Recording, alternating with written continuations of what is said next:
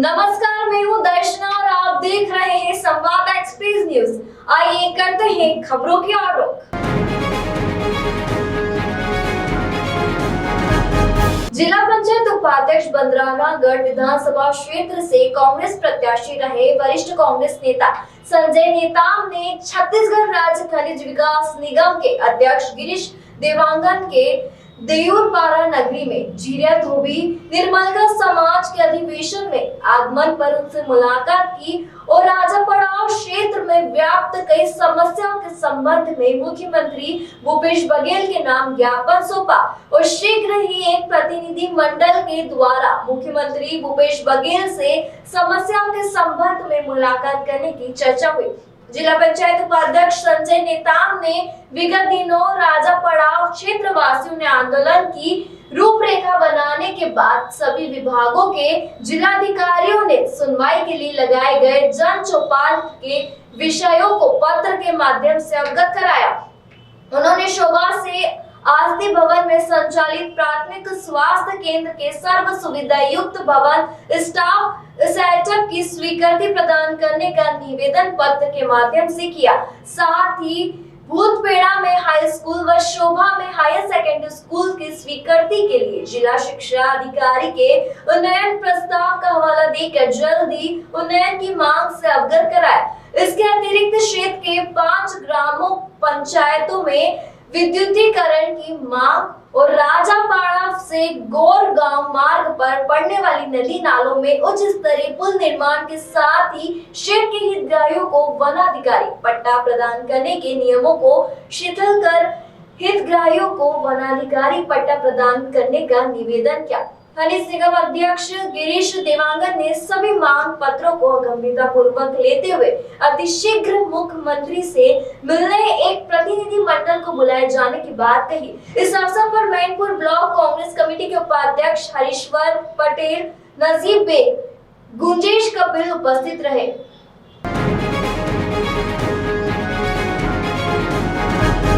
छत्तीसगढ़ में यूं तो महुआ का विशेष महत्व है। छत्तीसगढ़ में महुआ की डिमांड तो होती ही है, साथ ही अन्य राज्यों में भी महुआ की खास डिमांड रहती है। छत्तीसगढ़ के बस्तर इलाके में महुआ बड़ी मात्रा में पाया जाता है।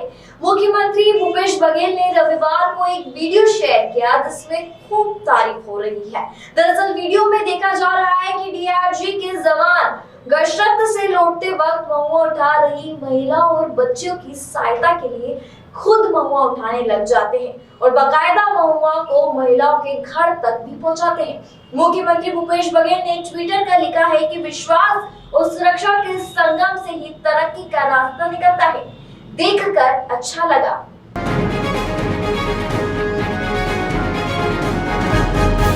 जांजगीर चांपा में एक युवक ने एक युवती को शादी का झांसा देकर अवैध संबंध बनाए और शादी करने से इनकार कर दिया, जिसके बाद पीड़िता ने इस मामले को लेकर थाना पामगढ़ में रिपोर्ट दर्ज करवाई।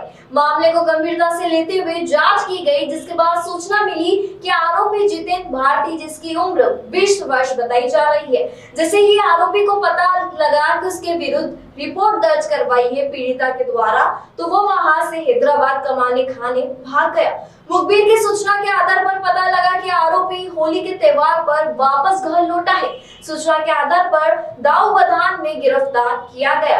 आरोपी से पूछताछ करने पर घटना स्वीकार की गई, जिसके बाद आरोपी को कोर्ट में पेश किया गया, जहां आरोपी को जिला भेजा गया। इस कार्रवाई में थाना प्रभारी ओम प्रकाश कुरी, सौनी शिव, आरक्षक श्रीकांत सेगर, आरक्षक दिनेश चौहान, महिला आरक्षक सविता पटेल की मुख्य भूमिका रही। दिनांक 10 दिसंबर 2021 को पामगढ़ क्षेत्र की नाबालिग पीड़िता ने रिपोर्ट दर्ज कराया कि ग्राम दाऊबधान थाना विजयगढ़ क्षेत्र का आरोपी जितेंद्र कुमार भारती बला फुसलाकर भगा ले जाकर अगले घर में जबरन शारीरिक शोषण बलात्कार किया है। रिपोर्ट पर अपराध पंजीबद्ध कर जैसे ही आरोपी को पता चला, आरोपी कमाने खाने के बहाने हैदराबाद तरफ पहुंच गया था। मुखबिर से सूचना मिली कि आरोपी होली त्योहार में अपने घर आया हुआ है। मुखबिर की सूचना पर आज दिनांक 26/3/2022 को आरोपी को उसके निवास दाऊबधान से गिरफ्तार करके एक रिमांड पर जेल भेजा गया। पामगढ़ से विजय काठी की रिपोर्ट।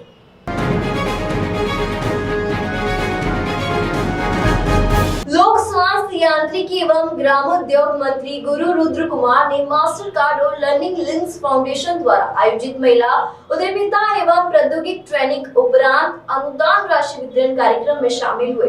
लर्निंग लिंक्स फाउंडेशन ने वी&टेक परियोजना के तहत प्रशिक्षण प्राप्त महिलाओं को मुख्य अतिथि के रूप में मंत्री गुरु रुद्र कुमार और विशेष अतिथि के रूप में पंडवानी गायिका पद्म भूषण तीजन बाई के हाथों अनुदान राशि और सर्टिफिकेट प्रदान करने पहुंचे थे।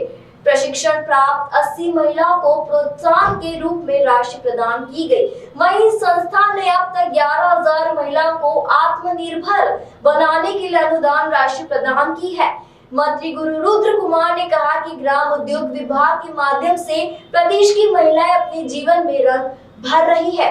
विभाग की तरफ से समय समय पर प्रशिक्षण देकर प्रदेश की महिलाओं को आत्मनिर्भर बनाने का प्रयास किया जा रहा है। हमारे विभाग की तरह ही यह संस्था कार्य कर रही है, जिसे देखकर मुझे खुशी महसूस हो रही है और यहाँ महिलाओं का आत्मविश्वास देखकर ऐसा लग रहा है कि सरकार के साथ साथ इस तरह की संस्थाएं भी समाज में अपनी भागीदारी मुखर रही है। मंत्री गुरु रुद्र कुमार ने लर्निंग लिंक्स फाउंडेशन संस्था और कार्यक्रम में मौजूद महिलाओं को आश्वासित किया और इस संस्था में प्रशिक्षण प्राप्त के बाद उन्हें ग्रामोद्योग विभाग के माध्यम से रोजगार उपलब्ध कराए जाने की भी बात कही है।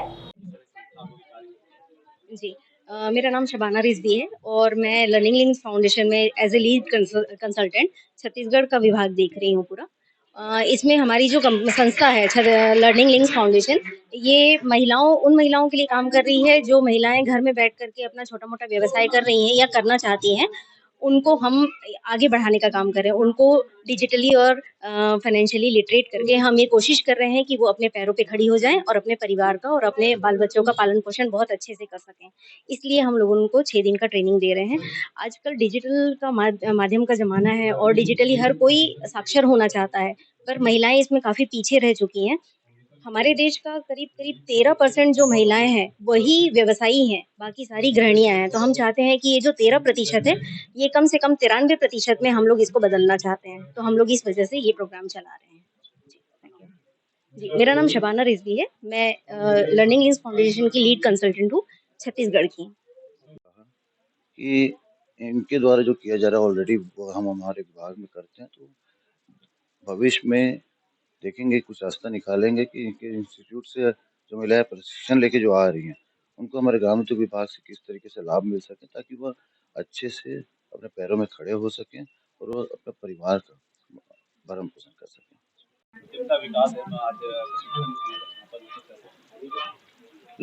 लर्निंग लिंक फाउंडेशन के द्वारा यहाँ पे कार्यक्रम का आयोजन किया गया है। इनके द्वारा महिलाओं को ट्रेनिंग दे दिया जाता है ताकि वो अपने पैरों में खड़े हो सके। और आज के दिन 80 महिलाएं जो जून के जो आई हैं इनकी ट्रेनिंग से, उनको इनके द्वारा प्रत्येक महिलाओं को, ताकि वो अपना काम नए सिरे से शुरू कर सकें, 5-5 हज़ार रुपये प्रति महिलाएं को प्रोत्साहन राशि दिया गया, जिसके लिए मैं इनकी इंस्टीट्यूट को निश्चित तौर पर बधाई देता हूँ और मेरी शुभकामनाएं हैं।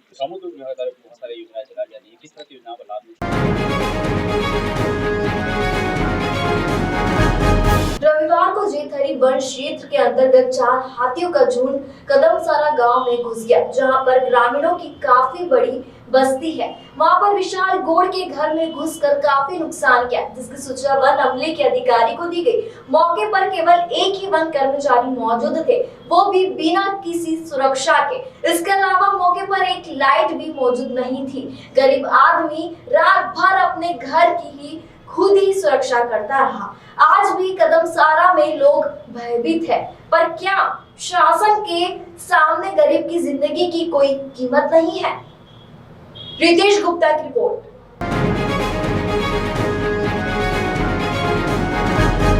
महासमुंद जिले के गुरुकुल आश्रम कोसरंगी में 2 दिवसीय महायज्ञ और वानप्रस्थ आश्रम का लोकार्पण व धर्मार्थ चिकित्सालय का भूमि पूजन संपन्न हुआ।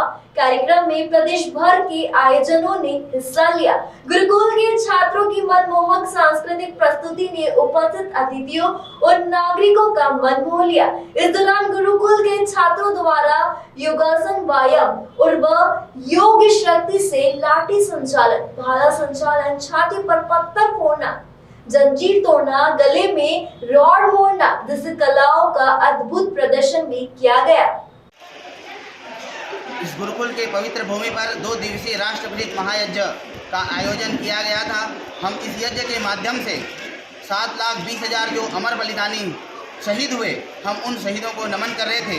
साथ ही साथ गुरुकुल के इस पवित्र भूमि में गुरुकुल में अध्ययनरत बच्चों को कौशल विकास के साथ साथ शिक्षा, स्वास्थ्य पर भी हम बहुत विशेष ध्यान दे रहे हैं। तो आज का ये जो कार्यक्रम था, इस कार्यक्रम में हम आर्य वानप्रस्थ आश्रम जो गुरुकुल भूमि पर बना हुआ है, वानप्रस्थियों के लिए, वृद्धों के लिए हम उसका लोकार्पण कार्यक्रम संपन्न किए। साथ ही इस गुरुकुल में हम एक धर्मार्थ चिकित्सालय बनाना चाह रहे थे, उसका भी भूमि पूजन किया गया। देखिए, जब कोई विधर में सामान्य सा दवाई दे करके कहता है, एक मीठा दवाई दे करके कहता है कि इससे राम नाम जपिए, बीमारी दूर होगा कि नहीं, हम देखते हैं तो उससे बीमारी दूर नहीं होती। उसके बाद एक सामान्य पैरासीटामोल दे देता है और बोलता है यीशु मसीह का नाम जपिए, उससे बीमारी दूर हो जाएगा। अवश्य ही पैरासीटामोल का प्रभाव होता है कि उससे बीमारी दूर हो जाती है। इसी संकल्पना के साथ हम लोगों ने भी एक सोचा कि धर्मार्थ चिकित्सालय बनाएं, जिसके माध्यम से हम उन गरीबों का, उन असहाय लोगों का हम सेवा कर सकें। तो ये राष्ट्रभृत महायज्ञ के साथ हम उन बलिदानियों को याद करते हुए, उन बलिदानियों की स्मृति में हम एक धर्मार्थ चिकित्सालय का इस गुरुकुल भूमि पर निर्माण करने जा रहे हैं। महासमुंद से स्वप्निल तिवारी की रिपोर्ट।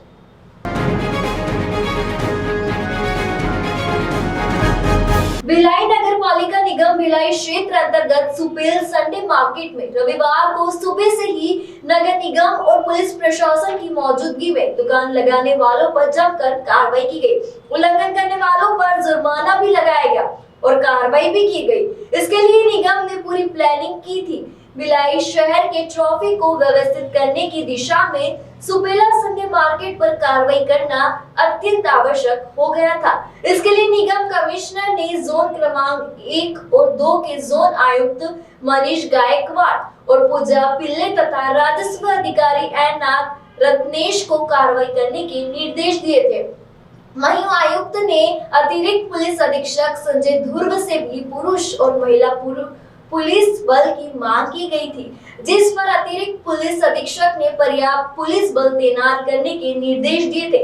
निगम ने की पूरी प्लानिंग के तहत संयुक्त टीम सुपेला मार्केट में तैनात हो गई थी, क्योंकि इस समय से दुकान लगना शुरू हो गई थी। इसी के पहले सारी पुलिस टीम वहां पर तैनात हो गई थी। इसके लिए विगत 2 दिनों तक से यह तैयारी की जा रही थी। सड़क के दोनों ओर पेंट मार्किंग कराई गई। यदि इस मार्किंग से अधिक दुकानें नहीं रखी तो कार्रवाई सुनिश्चित की जाएगी।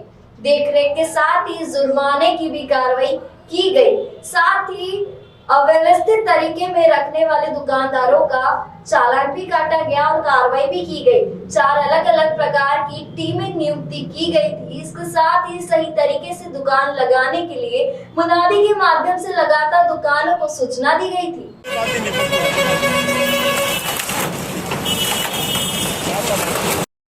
इसमें निगम में पुलिस प्रशासन, ट्रैफिक पुलिस, नगर निगम के सभी लोग, और ये पहले भी इनको जानकारी दी गई थी, पहले भी कार्रवाई हुई थी, परंतु वापस से इन्होंने सड़क पर व्यवसाय करना शुरू कर दिया था, जिसके कारण से यहाँ से आने जाने में लोगों को प्रॉब्लम हो रही थी।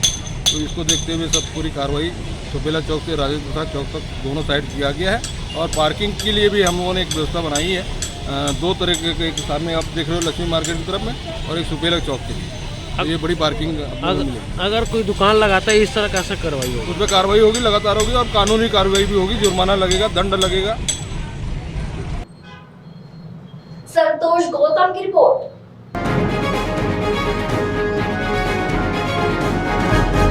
अभी के लिए इतना ही। बाकी हर खबर, हर अपडेट के लिए जुड़े रहे संवाद एक्सप्रेस न्यूज के साथ।